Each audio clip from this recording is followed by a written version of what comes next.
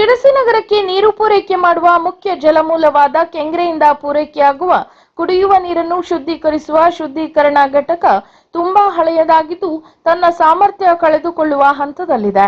ಹಾಗಾಗಿ ಹೊಸ ಶುದ್ಧೀಕರಣ ಘಟಕ ನಿರ್ಮಾಣಕ್ಕೆ ಸಾರ್ವಜನಿಕರಿಂದ ಆಗ್ರಹಗಳು ಕೇಳಿ ಬರುತ್ತಿವೆ. ಇನ್ನು ಶಿರಸಿ ನಗರಕ್ಕೆ ಕೆಂಗ್ರೆ ಜಾಕ್ವೆಲ್ನಿಂದ ಕುಡಿಯುವ ನೀರು ಪೂರೈಸಲಾಗುತ್ತಿದೆ. ಇಲ್ಲಿಂದ ಬರುವ ನೀರನ್ನು ಶುದ್ಧೀಕರಿಸಲು ಇಲ್ಲಿನ ರಾಘವೇಂದ್ರ ವೃತ್ತದ ಬಳಿ ಇರುವ ಲೋಕೋಪಯೋಗಿ ಇಲಾಖೆ ವಿಶ್ರಾಂತಿ ಮಂದಿರದ ಸಮೀಪ ಶುದ್ಧೀಕರಣ ಘಟಕ ನಿರ್ಮಿಸಲಾಗಿದೆ. ನೀರು ಶುದ್ಧಗೊಂಡ ನಂತರ ನಗರದ 40% 50% ಭಾಗಕ್ಕೆ ಇದೇ ಘಟಕದಿಂದ ನೀರು ಪೂರೈಸಲಾಗುತ್ತಿದೆ. ಆದರೆ ಪ್ರಸ್ತುತ ಈ ಘಟಕಕ್ಕೆ 60 ವರ್ಷ ಮೇಲ್ಪಟ್ಟಿದ್ದು ಸಾಮರ್ಥ್ಯ ಕಡಿಮೆಯಾಗಿದೆ. ಹೀಗಾಗಿ ನೂತನ ಘಟಕ ನಿರ್ಮಿಸಲು ಸಾರ್ವಜನಿಕರ ಒತ್ತಾಯ ಹೆಚ್ಚಿದೆ. ಇದು ಸುಮಾರು 40,000 ನಾಗರಿಕರ ಆರೋಗ್ಯಕ್ಕೆ ಸಂಬಂಧಪಟ್ಟಿದ್ದು ತುಂಬಾ ಗಂಭೀರ ವಿಷಯವಾಗಿದೆ ಎನ್ನುತ್ತಾರೆ ಅಲ್ಲಿನ ಸ್ಥಳೀಕರು. ಇನ್ನು ಹೊಸದಾದ ಜಲ ಶುದ್ಧೀಕರಣ ಘಟಕದ ಅವಶ್ಯಕತೆ ಇದೆ. ಹೊಸ ಘಟಕ ಮಂಜೂರಿಗೆ ಸಂಬಂಧಿಸಿ ನಗರಸಭೆಯಿಂದ ಸರ್ಕಾರದ ಗಮನ ಸೆಳೆಯುವ ಕೆಲಸ ಮಾಡಲಾಗುವುದೆಂದು ಅಧಿಕಾರಿಗಳು ತಿಳಿಸಿದ್ದಾರೆ. ವಿವಿಧ ಬೇಡಿಕೆಗಳ ಈಡೇರಿಕೆ ಸಂಬಂಧ ಆಗಸ್ಟ್ 12ರಂದು ರಾಜ್ಯ ಸರ್ಕಾರಿ ಪ್ರಾಥಮಿಕ ಶಾಲಾ ಶಿಕ್ಷಕರ ಸಂಘದವರು ಬೆಂಗಳೂರು ಚಲೋ ಚಳುವಳಿ ಹಮ್ಮಿಕೊಂಡಿದ್ದು, ಇದರಲ್ಲಿ ಪಾಲ್ಗೊಂಡು ಅಂದು ಶಾಲೆಗಳನ್ನು ಮುಚ್ಚಿದರೆ ಶಿಸ್ತು ಕ್ರಮ ಕೈಗೊಳ್ಳುವುದಾಗಿ ಶಾಲಾ ಶಿಕ್ಷಣ ಇಲಾಖೆ ಶಿಕ್ಷಕರಿಗೆ ಎಚ್ಚರಿಸಿದೆ. ಈ ಕುರಿತು ಆದೇಶ ಹೊರಡಿಸಿರುವ ಶಾಲಾ ಶಿಕ್ಷಣ ಇಲಾಖೆ ಆಯುಕ್ತರು, ಕರ್ನಾಟಕ ರಾಜ್ಯ ಪ್ರಾಥಮಿಕ ಶಾಲಾ ಶಿಕ್ಷಕರ ಸಂಘದವರು ಶಿಕ್ಷಕರ ಬೇಡಿಕೆಗಳ ಬಗ್ಗೆ ಸರ್ಕಾರದ ಗಮನ ಸೆಳೆಯಲು ಆಗಸ್ಟ್ 12ರಂದು ಬೆಂಗಳೂರು ಚಲೋ ಚಳುವಳಿಯನ್ನು ಹಮ್ಮಿಕೊಂಡಿದ್ದಾರೆ. ಕರ್ನಾಟಕ ರಾಜ್ಯ ಸಿವಿಲ್ ಸೇವೆಗಳ ನಿಯಮಗಳು 2021ರ ಪ್ರಕಾರ ನೌಕರರು ಮುಷ್ಕರದಲ್ಲಿ ಪಾಲ್ಗೊಳ್ಳುವುದು ನಡತೆ ನಿಯಮಗಳ ಉಲ್ಲಂಘನೆಯಾಗುವುದರಿಂದ ಅಂದು ಶಾಲೆಗಳನ್ನು ಮುಚ್ಚಿ ಮುಷ್ಕರದಲ್ಲಿ ಭಾಗವಹಿಸಲು ಹಾಗೂ ಪಾಠ ಬೋಧನೆಗೆ ಅಡಚಣೆ ಉಂಟು ಮಾಡಲು ಅವಕಾಶವಿಲ್ಲ. ಹೀಗಾಗಿ ಎಂದಿನಂತೆ ಆಗಸ್ಟ್ 12ರಂದು ಶಾಲೆಗಳಲ್ಲಿ ಪಾಠ ಪ್ರವಚನಗಳು ನಡೆಯಲು ಜಿಲ್ಲಾ ಹಂತದಲ್ಲಿ ಉಪನಿರ್ದೇಶಕರು ಅಗತ್ಯ ಕ್ರಮಗಳನ್ನು ಕೈಗೊಳ್ಳಬೇಕು ಹಾಗೂ ಈ ಕುರಿತಂತೆ ತಮ್ಮ ವ್ಯಾಪ್ತಿಯ ಎಲ್ಲಾ ಸರ್ಕಾರಿ ಶಾಲೆಗಳ ಮುಖ್ಯೋಪಾಧ್ಯಾಯರಿಗೆ ಸೂಚಿಸಲು ತಿಳಿಸಲಾಗಿದೆ. ಅನಗತ್ಯ ಗೊಂದಲ ಸೃಷ್ಟಿಸಿ ಕರ್ತವ್ಯಕ್ಕೆ ಗೈರು ಹಾಜರಾಗಿ ಮುಷ್ಕರದಲ್ಲಿ ಪಾಲ್ಗೊಂಡು ಶಾಲೆಗಳನ್ನು ಮುಚ್ಚಿಸಿರುವುದು ಕಂಡು ಬಂದಲ್ಲಿ ಅಂತಹ ಶಾಲೆಗಳ ಮುಖ್ಯ ಶಿಕ್ಷಕರು ಮತ್ತು ಸಹ ಶಿಕ್ಷಕರ ವಿರುದ್ಧ ನಿಯಮಾನುಸಾರ ಅಗತ್ಯ ಶಿಸ್ತು ಕ್ರಮಗಳನ್ನು ಕೈಗೊಳ್ಳಬೇಕೆಂದು ಉಪನಿರ್ದೇಶಕರಿಗೆ ಸೂಚನೆ ನೀಡಿದ್ದಾರೆ. ಶಿರಸಿ ತಾಲೂಕಿನ ಕೆಂಚಗದ್ದೆಯ ಚೌಡಿಗುಂಡಿ ಸೇತುವೆಯ ಒಂದು ಭಾಗವು ಕುಸಿಯುವ ಹಂತ ತಲುಪಿದ್ದು, ಇದರಿಂದ ಕುಳುವೆ ಕೆಂಚಗದ್ದೆ ಸಂಪರ್ಕ ಕಡಿತಗೊಳ್ಳುವ ಸಾಧ್ಯತೆ ಎದುರಾಗಿದೆ. ಕುಳುವೆ ಗ್ರಾಮ ಪಂಚಾಯತ್ ವ್ಯಾಪ್ತಿಯ ಚೌಡಿಗುಂಡಿಯ ಹಳೆಯದಾದ ಸೇತುವೆಯು ಶಿಥಿಲಾವಸ್ಥೆ ತಲುಪಿದೆ. ಸೇತುವೆ ಕೆಳಭಾಗದಲ್ಲಿ ಹಾಕಿರುವ ಕಬ್ಬಿಣದ ಸರಳು ಕಾಣಿಸುತ್ತಿದೆ. ಒಂದು ಕಡೆ ಈಗಾಗಲೇ ಪಿಚ್ಚಿಂಗ್ ಕುಸಿದಿದ್ದು, ಯಾವುದೇ ಸಂದರ್ಭದಲ್ಲಿ ಪೂರ್ಣ ಸೇತುವೆ ಕುಸಿದು ಸಂಪರ್ಕ ಕಡಿತಗೊಳ್ಳುವ ಸಾಧ್ಯತೆ ಇದೆ. ಇನ್ನು ಕುಳುವೆ ಕೆಂಚಗದ್ದೆಯ ಮುಖ್ಯ ರಸ್ತೆಯ ಸೇತುವೆ ಕುಸಿದು ಬಿದ್ದರೆ ನೂರಾರು ಮನೆಗಳ ಸಂಪರ್ಕ ಕಡಿತವಾಗುವುದರ ಜೊತೆಗೆ ಪ್ರಾಥಮಿಕ ಹಾಗೂ ಪ್ರೌಢಶಾಲೆಗೆ ತೆರಳುವ ವಿದ್ಯಾರ್ಥಿಗಳು 15 ಕಿಲೋಮೀಟರ್ ಸುತ್ತು ಬಳಸಿ ಶಾಲೆಗಳಿಗೆ ತೆರಳಬೇಕಾಗುತ್ತದೆ. ಈ ಕಾರಣದಿಂದ ತುರ್ತು ದುರಸ್ತಿ ಮಾಡಬೇಕಾದ ಅನಿವಾರ್ಯತೆ ಇದೆ ಎಂದು ಸ್ಥಳೀಯರು ಒತ್ತಾಯಿಸಿದ್ದಾರೆ. ಈ ವೇಳೆ ಕುಳುವೆ ಗ್ರಾಮ ಪಂಚಾಯತ್ ಸದಸ್ಯ ಸಂದೇಶ್ ಭಟ್ ಬೆಳಕಂಡ, ಗ್ರಾಮಸ್ಥರಾದ ರವಿ ಹೆಗಡೆ ಕೆಂಚಗದ್ದೆ, ಕುಳುವೆ ಗ್ರಾಮ ಪಂಚಾಯತ್ ಮಾಜಿ ಉಪಾಧ್ಯಕ್ಷ ಭರತ್ ಹೆಗಡೆ ಕೆಂಚಗದ್ದೆ, ನಾಗೇಶ್ ಹೆಗಡೆ ಕೆಂಚಗದ್ದೆ, ಉಲ್ಲಾಸ್ ರಾಯ್ಕರ್ ಇದ್ದು ಸಹಕರಿಸಿದರು. ಅಲ್ಲದೆ ಆದಷ್ಟು ಶೀಘ್ರವಾಗಿ ಅನುದಾನ ಒದಗಿಸಬೇಕೆಂದು ಇದೇ ವೇಳೆ ಸ್ಥಳೀಯರು ಒತ್ತಾಯಿಸಿದರು. ಕರ್ನಾಟಕ ಮುನ್ಸಿಪಾಲಿಟಿಗಳ ಅಧ್ಯಕ್ಷ ಮತ್ತು ಉಪಾಧ್ಯಕ್ಷರ ನಿಯಮಾವಳಿ 1965ರ ಪ್ರಕಾರ ದಾಂಡೇಲಿ ನಗರಸಭೆಯ ಅಧ್ಯಕ್ಷ ಉಪಾಧ್ಯಕ್ಷ ಸ್ಥಾನಕ್ಕೆ 10ನೇ ಅವಧಿಯ ಚುನಾವಣೆಯನ್ನು ನಡೆಸಲು ಆಗಸ್ಟ್ 17ರಂದು ದಿನ ನಿಗದಿಪಡಿಸಲಾಗಿದೆ ಎಂದು ಚುನಾವಣಾಧಿಕಾರಿ ಮತ್ತು ಸಹಾಯಕ ಆಯುಕ್ತರ ಕಾರ್ಯಾಲಯವು ತಿಳಿಸಿದೆ. ಇನ್ನು ದಾಂಡೇಲಿ ನಗರಸಭೆಯ ಅಧ್ಯಕ್ಷ ಸ್ಥಾನವು ಸಾಮಾನ್ಯ ವರ್ಗಕ್ಕೆ ಮೀಸಲಾಗಿದ್ದು, ಉಪಾಧ್ಯಕ್ಷ ಸ್ಥಾನವನ್ನು ಬಿಸಿಬಿ ಮಹಿಳೆಗೆ ಮೀಸಲಿರಿಸಲಾಗಿದೆ. ಅಂತೆಯೇ ಆಗಸ್ಟ್ 17ರಂದು ಮಧ್ಯಾಹ್ನ 1:30ರಿಂದ ದಾಂಡೇಲಿ ನಗರಸಭೆ ಸಭಾಭವನದಲ್ಲಿ ಅಧ್ಯಕ್ಷರು ಮತ್ತು ಉಪಾಧ್ಯಕ್ಷರ ಆಯ್ಕೆ ಚುನಾವಣೆ ಸಭೆ ನಡೆಯಲಿದೆ.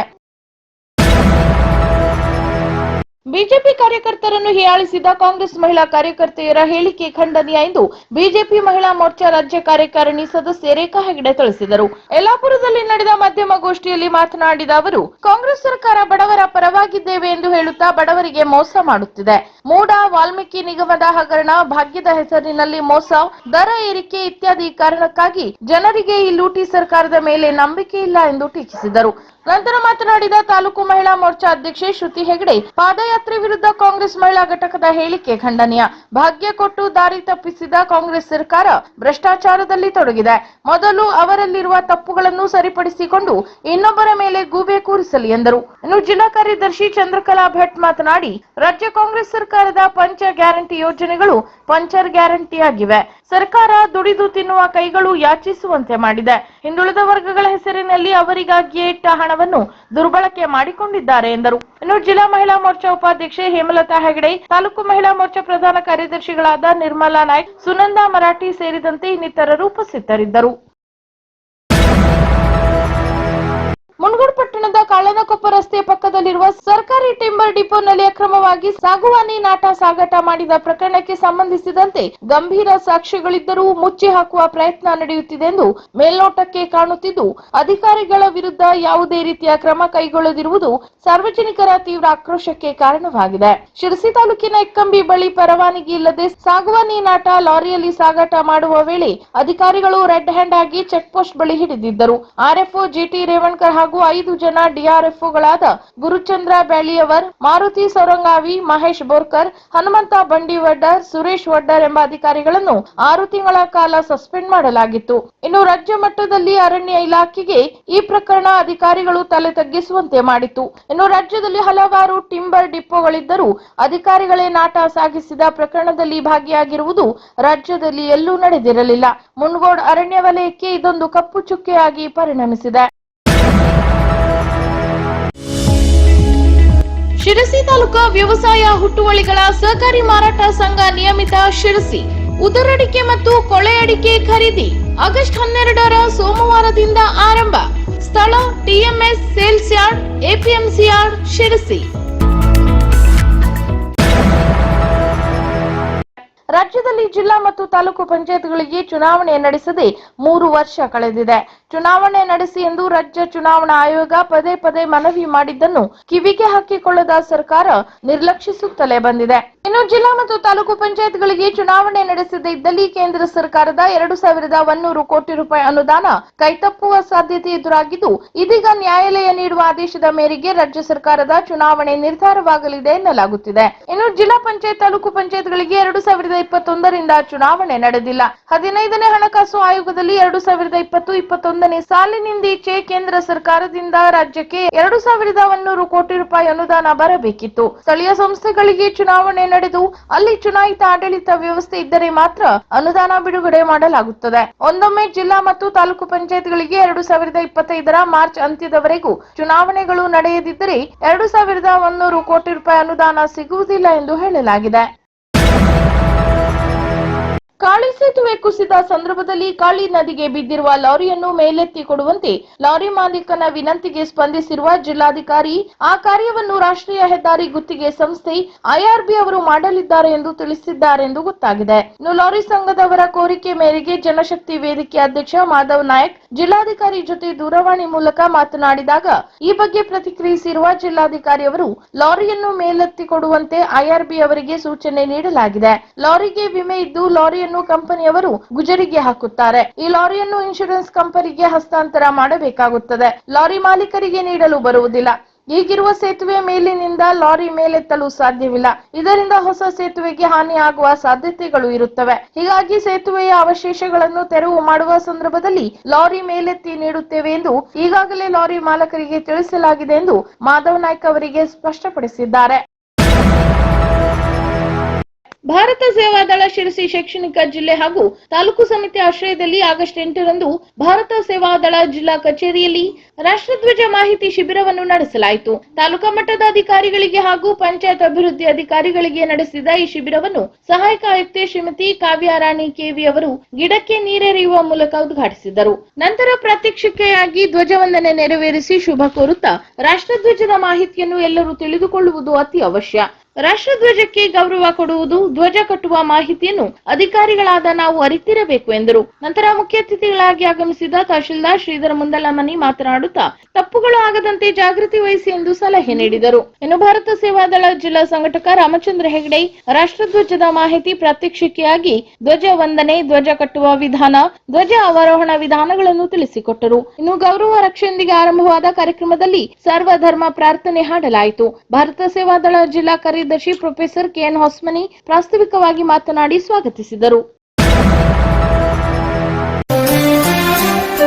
ಶ್ರೀ ರಾಘವೇಂದ್ರ ಮಠ ಶಿರಸಿ ಶ್ರೀರಾಯರ 353ನೇ ಆರಾಧನಾ ಮಹೋತ್ಸವ ಶಿರಸಿಯ ಶ್ರೀ ರಾಘವೇಂದ್ರ ಮಠದಲ್ಲಿ ಶ್ರೀ ರಾಘವೇಂದ್ರ ಸ್ವಾಮಿಗಳ 353ನೇ ಆರಾಧನಾ ಮಹೋತ್ಸವವು ಇದೇ ಬರುವ ಆಗಸ್ಟ್ 20ರ ಮಂಗಳವಾರ, 21ರ ಬುಧವಾರ ಮತ್ತು 22 ಗುರುವಾರದಂದು ಅತ್ಯಂತ ಶ್ರದ್ಧಾ ಭಕ್ತಿಯಿಂದ ನಡೆಯಲಿದೆ.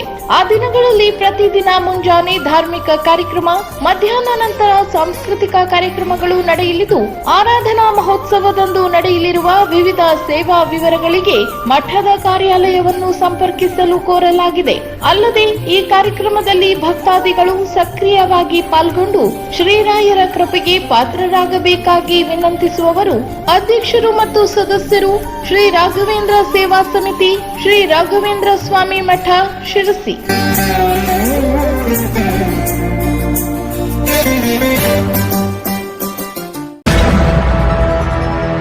ತಲತಲಾಂತರದಿಂದ ಅರಣ್ಯ ಭೂಮಿಯಲ್ಲಿ ವಾಸವಾಗಿರುವ ರೈತರು, ಕೂಲಿಕಾರರು, ಬುಡಕಟ್ಟು ಜನರನ್ನು ಒಕ್ಕಲೆಬ್ಬಿಸಲು ಕೇಂದ್ರ ಮತ್ತು ರಾಜ್ಯ ಸರ್ಕಾರಗಳು ಮುಂದಾದರೆ ಅಶಾಂತಿಗೆ ಕಾರಣವಾಗುವುದು. ಈ ಕುರಿತು ಎಚ್ಚರದಿಂದ ಅರಣ್ಯ ಹಕ್ಕು ನೀಡದಿದ್ದರೆ ಹುಷಾರ್ ಎಂದು ಕರ್ನಾಟಕ ಪ್ರಾಂತ ರೈತ ಸಂಘದ ಜಿಲ್ಲಾಧ್ಯಕ್ಷ ಶಾಂತಾರಾಮ್ ನಾಯ್ಕ್ ತಿಳಿಸಿದರು. ಅವರು ಅಂಕೋಲಾದ ಖಾಸಗಿ ಹೋಟೆಲ್ನಲ್ಲಿ ಮಾಧ್ಯಮಗೋಷ್ಠಿ ನಡೆಸಿ ಮಾತನಾಡಿ, ರಾಜ್ಯ ಸರ್ಕಾರದ ಅರಣ್ಯ ಸಚಿವರು ಅಧಿಕಾರಕ್ಕೆ ಬಂದು 1.5 ವರ್ಷದಲ್ಲಿ ಅರಣ್ಯ ಅತಿಕ್ರಮಣ ತೆರವುಗೊಳಿಸುವ ಬಗ್ಗೆ 4 ಸುತ್ತೋಲೆ ಹೊರಡಿಸಿದ್ದಾರೆ. ಆಗಸ್ಟ್ 2ರಂದು ಹೊರಡಿಸಿದ ಇತ್ತೀಚಿನ ಸುತ್ತೋಲೆಯಲ್ಲಿ ತೋಟ, ಮನೆ, ಸಾಗುವಳಿ ಭೂಮಿ ಇತ್ಯಾದಿ ತೆರವುಗೊಳಿಸಲು ಆದೇಶಿಸಿದ್ದಾರೆ. ಆದರೆ ಅರಣ್ಯ ಕಾಯ್ದೆಯಂತೆ ಅರ್ಜಿ ಹಾಕಿಕೊಂಡವರ ಬಗ್ಗೆ, ಅವರ ಹಕ್ಕನ್ನು ಮಾನ್ಯ ಮಾಡುವ ಬಗ್ಗೆ ಕಾಳಜಿ ವಹಿಸಿ ಯಾವುದೇ ಸುತ್ತೋಲೆ ಹೊರಡಿಸಿಲ್ಲ. ಶಿರೂರು ಮತ್ತು ವಯನಾಡು ಭೂಕುಸಿತವನ್ನು ಉದಾಹರಿಸಿ ಅತಿಕ್ರಮಣ ತೆರವಿಗೆ ಆದೇಶಿಸಿದ್ದಾರೆ. ಆದರೆ ಬಡ ಅತಿಕ್ರಮಣದಾರರ ಸಾಗುವಳಿಯಿಂದ ಭೂಕುಸಿತವಾಗಿಲ್ಲ. ಬೃಹತ್ ಕಂಪನಿಗಳ ಕಾಮಗಾರಿಗಳಿಂದ ಈ ಘಟನೆ ನಡೆದಿರುವುದೆಂದು ಅವರು ಆರೋಪಿಸಿದ್ದಾರೆ. ಸ್ವಾತಂತ್ರ್ಯೋತ್ಸವ ದಿನಾಚರಣೆಯ ಪೂರ್ವ ತಯಾರಿ ಸಭೆಯ ಅನುಸರಣಾ ವರದಿಯನ್ನು ಸಮಯಕ್ಕೆ ಸಲ್ಲಿಸದ 9 ಜನ ಅಧಿಕಾರಿಗಳಿಗೆ ಕಾರವಾರ ಉಪವಿಭಾಗದ ಸಹಾಯಕ ಕಮಿಷನರ್ ಹಾಗೂ ಉಪವಿಭಾಗ ದಂಡಾಧಿಕಾರಿಗಳು ಕಾರಣ ಕೇಳಿ ನೋಟಿಸ್ ಜಾರಿಗೊಳಿಸಿದ್ದಾರೆ. ಕಾರವಾರ ಮತ್ತು ಶಿರಸಿ ವಿಭಾಗದ ಲೋಕೋಪಯೋಗಿ ಇಲಾಖೆ ಕಾರ್ಯನಿರ್ವಾಹಕ ಅಭಿಯಂತರರು, ಕಾರವಾರ ಮತ್ತು ಶಿರಸಿ ವಿಭಾಗದ ಪಂಚಾಯತ್ ರಾಜ್ ಇಂಜಿನಿಯರಿಂಗ್ನ ಕಾರ್ಯನಿರ್ವಾಹಕ ಅಭಿಯಂತರರು, ಕಾರವಾರದ ಗ್ರಾಮೀಣ ಕುಡಿಯುವ ನೀರು ಮತ್ತು ನೈರ್ಮಲ್ಯ ಇಲಾಖೆಯ ಕಾರ್ಯನಿರ್ವಾಹಕ ಅಭಿಯಂತರರು, ಕಾರವಾರದ ಕರ್ನಾಟಕ ಗ್ರಾಮೀಣಾಭಿವೃದ್ಧಿ ಮತ್ತು ಮೂಲಭೂತ ಸೌಕರ್ಯ ಇಲಾಖೆ ಕಾರ್ಯನಿರ್ವಾಹಕ ಅಭಿಯಂತರರು, ಕಾರವಾರ ಬಂದರು ಇಲಾಖೆ ಕಾರ್ಯನಿರ್ವಾಹಕ ಅಭಿಯಂತರರು, ಕಾರವಾರದ ಜಿಲ್ಲಾ ನೋಂದಣಾಧಿಕಾರಿಗಳು, ಸಹಕಾರಿ ಸಂಘಗಳ ಇಲಾಖೆ ಕಾರವಾರದ ಉಪನಿಬಂಧಕರು, ಪ್ರವಾಸೋದ್ಯಮ ಇಲಾಖೆ ಕಾರವಾರದ ಉಪನಿರ್ದೇಶಕರು, ಕಾರವಾರದ ಸಹಾಯಕ ಅರಣ್ಯ ಸಂರಕ್ಷಣಾಧಿಕಾರಿಗಳಿಗೆ ಕಾರಣ ಕೇಳಿ ನೋಟಿಸ್ ಜಾರಿಗೊಳಿಸಲಾಗಿದೆ. ಇನ್ನು ಕಾರವಾರ ಉಪವಿಭಾಗದ ಸಹಾಯಕ ಕಮಿಷನರ್ ಹಾಗೂ ಉಪವಿಭಾಗ ದಂಡಾಧಿಕಾರಿಗಳ ಅಧ್ಯಕ್ಷತೆಯಲ್ಲಿ ಕಳೆದ ಆಗಸ್ಟ್ 5ರಂದು ಸ್ವಾತಂತ್ರ್ಯೋತ್ಸವ ದಿನಾಚರಣೆಯ ಪೂರ್ವ ತಯಾರಿ ಕುರಿತು ಸಭೆ ನಡೆಸಲಾಗಿತ್ತು. ವಿವಿಧ ಇಲಾಖೆ ಅಧಿಕಾರಿಗಳಿಗೆ ಬೇರೆ ಬೇರೆ ಕಾರ್ಯಭಾರವನ್ನು ವಹಿಸಿಕೊಳ್ಳುವ ಜವಾಬ್ದಾರಿಯನ್ನು ಈ ವೇಳೆ ನೀಡಲಾಗಿತ್ತು. ಈ ಕಾರ್ಯಭಾರವನ್ನು ನಿರ್ವಹಿಸಿದ ಬಗ್ಗೆ ಅನುಸರಣಾ ವರದಿಯನ್ನು ಆಗಸ್ಟ್ 8ರಂದು ಸಂಜೆ 5 ಗಂಟೆಯ ಒಳಗಾಗಿ ಪೊಲೀಸ್ ಪೆರೇಡ್ ಮೈದಾನದಲ್ಲಿ ಖುದ್ದಾಗಿ ಹಾಜರಾಗಿ ಜಿಪಿಎಸ್ ಫೋಟೋ ಸಮೇತ ಪಾಲನಾ ವರದಿ ಸಲ್ಲಿಸಲು ಸೂಚಿಸಲಾಗಿತ್ತು. ಆದರೆ ಆಗಸ್ಟ್ 9ರ ರಾತ್ರಿ 8:30 ಗಂಟೆಯವರೆಗೂ ಅನುಪಾಲನಾ ವರದಿ ನೀಡದ ಹಿನ್ನೆಲೆಯಲ್ಲಿ ಕಾರಣ ಕೇಳಿ ನೋಟಿಸ್ ಜಾರಿಗೊಳಿಸಲಾಗಿದೆ. ಜಿಲ್ಲಾ ಹಿಂದುಳಿದ ವರ್ಗಗಳ ವೇದಿಕೆ ಆಶ್ರಯದಲ್ಲಿ ಆಗಸ್ಟ್ 17ರ ಶನಿವಾರ ಮುಂಜಾನೆ 10 ಗಂಟೆಗೆ ಶಿರಸಿಯ ಅಂಬೇಡ್ಕರ್ ಭವನದಲ್ಲಿ ಕುಮ್ರಿ ಮರಾಠಿ ಮೀಸಲಾತಿಗೆ 2 ದಶಕ ವಿಶ್ಲೇಷಣಾ ಕಾರ್ಯಕ್ರಮವನ್ನು ಸಂಘಟಿಸಲು ತೀರ್ಮಾನಿಸಲಾಗಿದೆ ಎಂದು ವೇದಿಕೆಯು ತಿಳಿಸಿದೆ. ವೇದಿಕೆ ಅಧ್ಯಕ್ಷ ರವೀಂದ್ರ ನಾಯ್ಕ್ ಅಧ್ಯಕ್ಷತೆಯಲ್ಲಿ ಕಾರ್ಯಾಲಯದಲ್ಲಿ ಜರುಗಿದ ವೇದಿಕೆಯ ಕಾರ್ಯಕಾರಿ ಸಮಿತಿ ಸಭೆಯಲ್ಲಿ ಈ ಕುರಿತು ತೀರ್ಮಾನಿಸಲಾಗಿದೆ ಎಂದು ತಿಳಿಸಲಾಗಿದೆ. ಇನ್ನು ಸಾಂಘಿಕ ಮತ್ತು ಕಾನೂನಾತ್ಮಕ ಹೋರಾಟದ ಹಿನ್ನೆಲೆಯಲ್ಲಿ ಕುಮ್ರಿ ಮರಾಠಿ ಸಮಾಜಕ್ಕೆ ಅತಿ ಹಿಂದುಳಿದ ಪಟ್ಟಿಗೆ ಅಂದಿನ ಮುಖ್ಯಮಂತ್ರಿ ಎಸ್.ಎಂ. ಕೃಷ್ಣ ಮತ್ತು ಸಮಾಜ ಕಲ್ಯಾಣ ಸಚಿವ ಕಾಗೋಡು ತಿಮ್ಮಪ್ಪ ಅವರ ಮುತುವರ್ಜಿಯಲ್ಲಿ ಸಚಿವ ಸಂಪುಟದ ತೀರ್ಮಾನದಂತೆ ಜನವರಿ 2001ರ ಮೀಸಲಾತಿ ಪಟ್ಟಿಯಲ್ಲಿ ಸೇರ್ಪಡೆಗೊಂಡು ರಾಜ್ಯಪತ್ರದಲ್ಲಿ ಪ್ರಕಟಗೊಂಡಿತ್ತು. ಅಲ್ಲದೆ ಮುಂದಿನ ಸಮಾಜದ ಸೌಲಭ್ಯದ ಕುರಿತು ವಿಶ್ಲೇಷಣಾತ್ಮಕವಾಗಿ ಚರ್ಚಿಸುವ ಉದ್ದೇಶದಿಂದ ಆಗಸ್ಟ್ 17ರ ಸಭೆ ಕರೆಯಲಾಗಿದೆ ಎಂದು ಈ ಮೂಲಕ ತಿಳಿಸಿದ್ದಾರೆ. ಇನ್ನು ಈ ವೇಳೆ ಹಿರಿಯ ಧುರೀಣರಾದ ದೇವರಾಜ್ ಮರಾಠಿ ಬಂಡಲ, ಕಿರಣ್ ಮರಾಠಿ ದೇವನಹಳ್ಳಿ, ನಾಗರಾಜ್ ಮರಾಠಿ ಕೋಡಿಗದ್ದೆ, ರಮೇಶ್ ಮರಾಠಿ ಮೋಗದ್ದೆ, ಬಾಬು ಮರಾಠಿ ಬಂಡಲ ಸೇರಿದಂತೆ ಮುಂತಾದವರು ಚರ್ಚೆಯಲ್ಲಿ ಭಾಗವಹಿಸಿದ್ದರು.